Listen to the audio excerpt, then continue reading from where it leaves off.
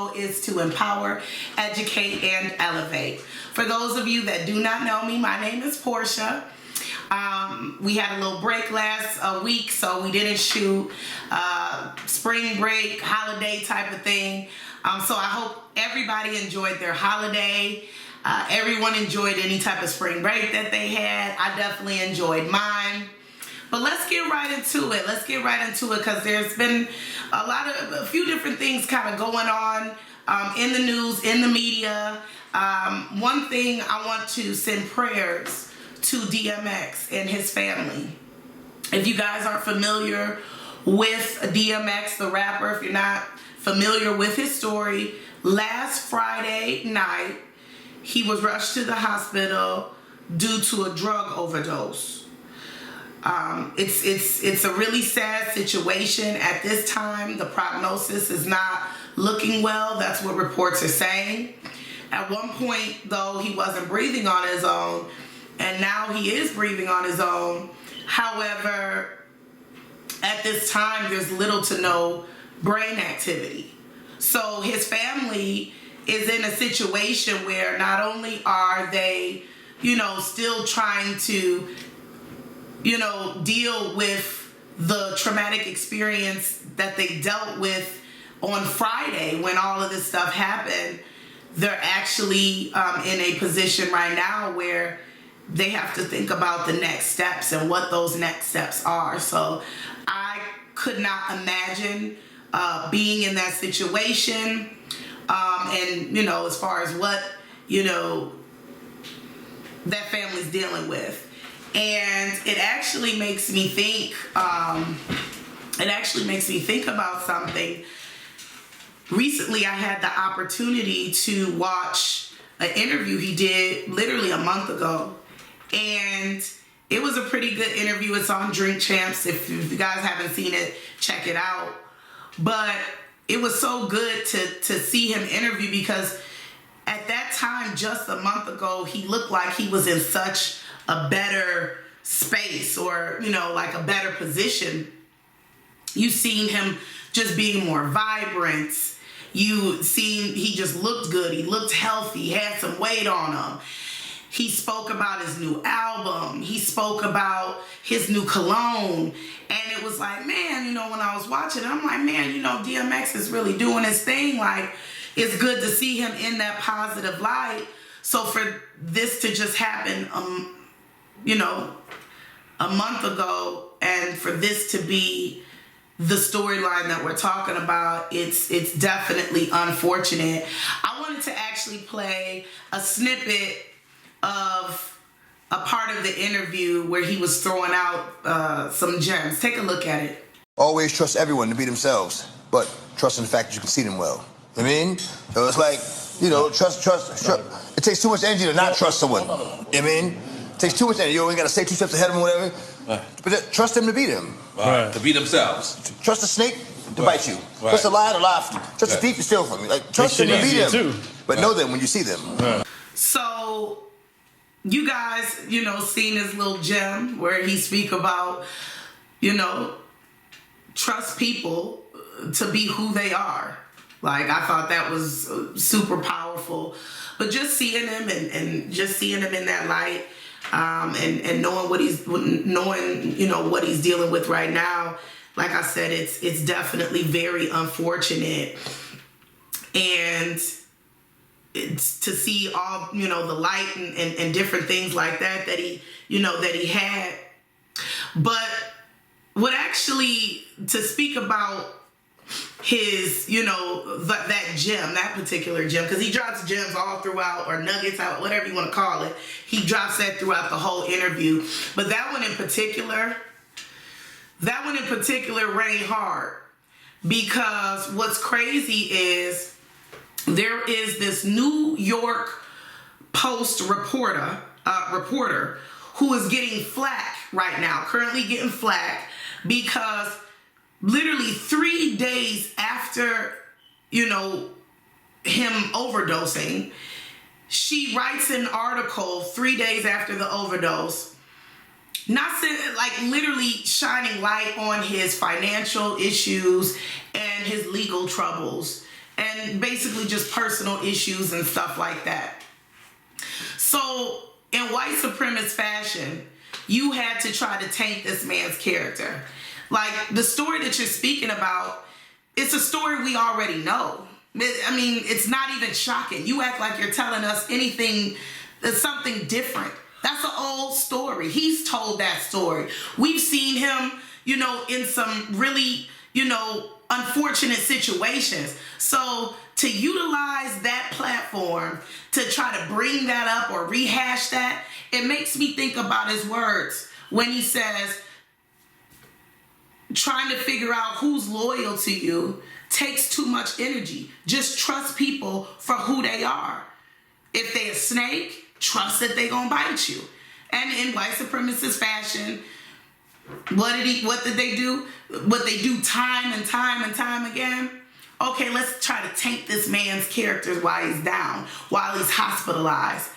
Or we've seen it where as soon as a black entertainer dies, oh, let's start bringing up all the troubles. Let's start bringing up all the addictions. Like, nobody did that with Robin Williams. Nobody did that with Amy Winehouse. And we know that they were people that unfortunately suffered from things that they did. So why are we talking about that? Like, why are we making that the narrative? It's almost like that man's family, as well as us, the fans, we can't even pray in peace. And unfortunately, I hate to say it like this, we can't even mourn in peace in certain situations. And I hope that that's not going to be his narrative. But it's like, man, why? Why is it so important to, like, taint this man's character? And it happens all the time. It happens all the time, and it's definitely unfortunate. But the biggest thing that I actually noticed, aside from that particular negativity of it, just watching his interview and knowing the situation that he's in right now, it's almost exactly how the Whitney Houston storyline of her ending happened, if we remember it correctly. We saw her publicly battle addiction. And then at one point, right before she died, she had an interview with Oprah. She was looking healthy. She was looking more at peace. She was getting back in movies when she played Sparkle, played in that movie Sparkle. She had a new album coming out, and she, was in a situation based off of her addiction. She died basically from what she battling with. And so to see DMX and to see him, look vibrant, look healthier, and speak about his new album, speak about new cologne, seeming more at peace, and then for him to be fighting for his life in regards to something that we have publicly seen him battling with. It's kind of the same storyline. And so that's why it is not surprising, but it's hurtful when you have people who will utilize someone when they're down and just speak negative things about them. One of our own, well, she ain't really our own. What did Angela Rye say? All skin folk ain't kinfolk. Okay. Because Gail, she did the same thing with Kobe Bryant. Here this man, not only did he die, but his little daughter, his child died with him. And out of all the great things that he accomplished, we want to talk about irrelevant rape. And I say it's irrelevant because he wasn't charged with it. But let's taint that man's character. It's the same thing with DMX. It's like, why are we talking about that right now? Why not talk about his accolades and all of the things that he did accomplish? Let's talk about that. I mean, that's what people typically do in situations of loss. Or not just loss, but when a person is in a situation where they're fighting for their life, people think about all the good times and all of the great memories. That's what people celebrate. So to be talking about this man's legal issues, like, or financial issues, like nobody's had financial issues. Hell, how many times did Trump file bankruptcy? Like, why are we talking about this? Why are we talking about this? But that's the narrative, and it doesn't surprise me. More than anything, it annoys me. If anybody's watching the George Floyd trial, it's the same thing with the George Floyd trial. Now, George Floyd was the victim, but the defense team wants to paint him as this drug-addicted thug who overdosed, and that's how he died, and not because of a knee on the neck. And if anybody's actually watching this, I mean, man, I know the defense's job is to serve, that corrupt cop. But man, are they reaching. And I mean go gadget reaching, go gadget arm reaching.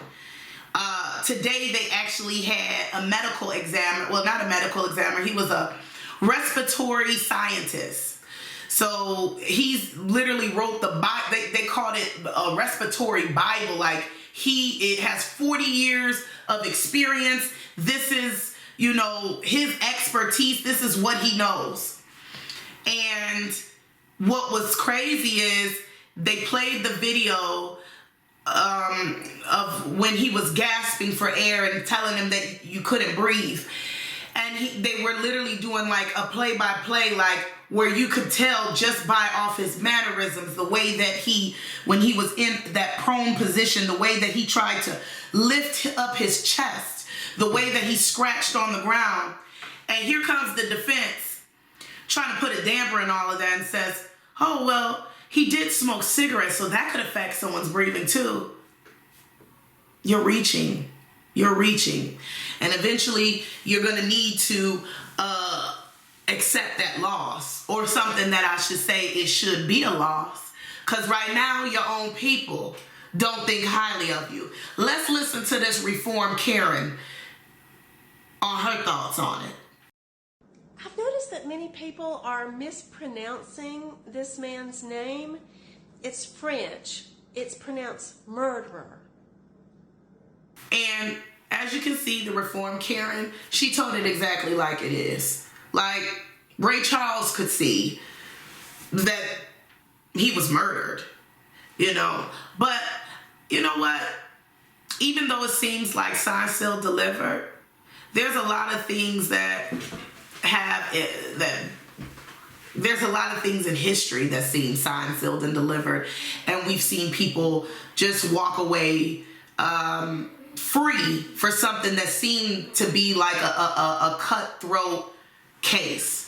An example of that would be Trayvon Martin. When I watched that case, I just knew, like, there's no way that this man was going to walk away free. He wasn't a police officer. We clearly heard the woman, the dispatcher say, hey, do not follow him.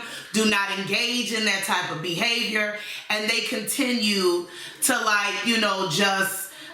he continued to take matters in his own hand. And that man still got away with, all of that. So as it related to Trayvon Martin, I know a lot of us was sitting back, like I said, and we just knew how everything was going to play out. And it didn't play out that way. And that's why you never know.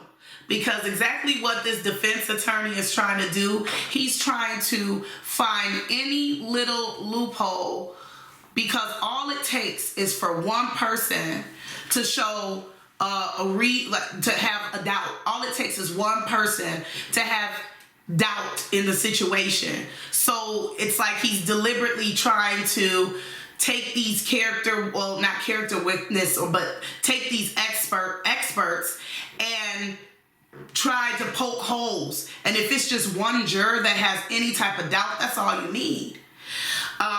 Even though to the natural person, it would seem like it would be, signed, sealed, and delivered.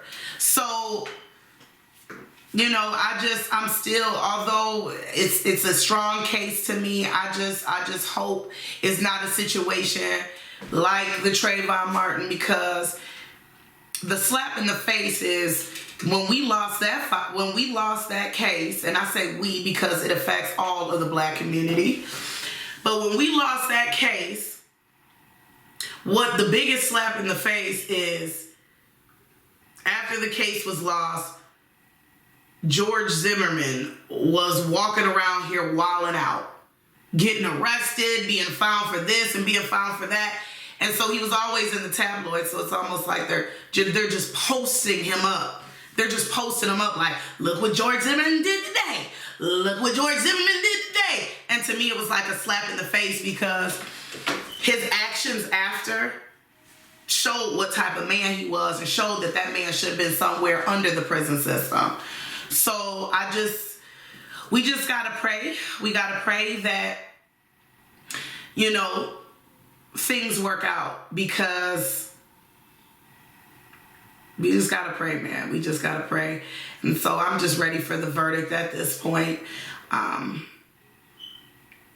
So I'll be continuing to watch it. For those of you that did not, see it, or didn't have the opportunity to see it, definitely check that out, because it's just good to just be informed in general, because that could have been your brother, that could have been your father, your grandfather, it could have been anybody. And when something like that affects the black community, you just can feel that. It's like you feel it. You definitely feel it. But that definitely so with that being said, though, it got me a little off track, man. I just got a little off track thinking about that. But that brings us, before we wrap up, that actually brings us into our Black business shout out. For those of you that have seen my previous podcast, you guys know that I am selling secret products. So if you're into skincare, you want that glow, you want to do some mud masks, anything of that nature, definitely check out my website. That information will be in the link below. Also, I want to give a Black business a shout out to a young lady by the name of Cathryne Derrick, and I will actually put her information up also in the link below. I had the opportunity to hang out with a good friend of mine, and they had got some new, basically the placement, like the mats in your car. He had it custom made, so it was actually like really nice. It had his name on it, and like a whole little symbol situation. So if you're looking for some mats to like put into your car and you want them to get custom made, definitely check those out and support Black business. The third Black business shout out I want to give a shout out to is my girl Renee, Shop Something Cute Boutique, but that's shopsomethingcute.com.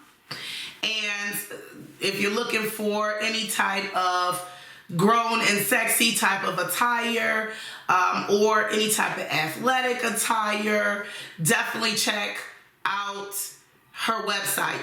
She has a lot of nice items, so definitely support her and her business. But with that being said, as always, thank you for listening and stopping through. We love you, and like I said, peace and blessings.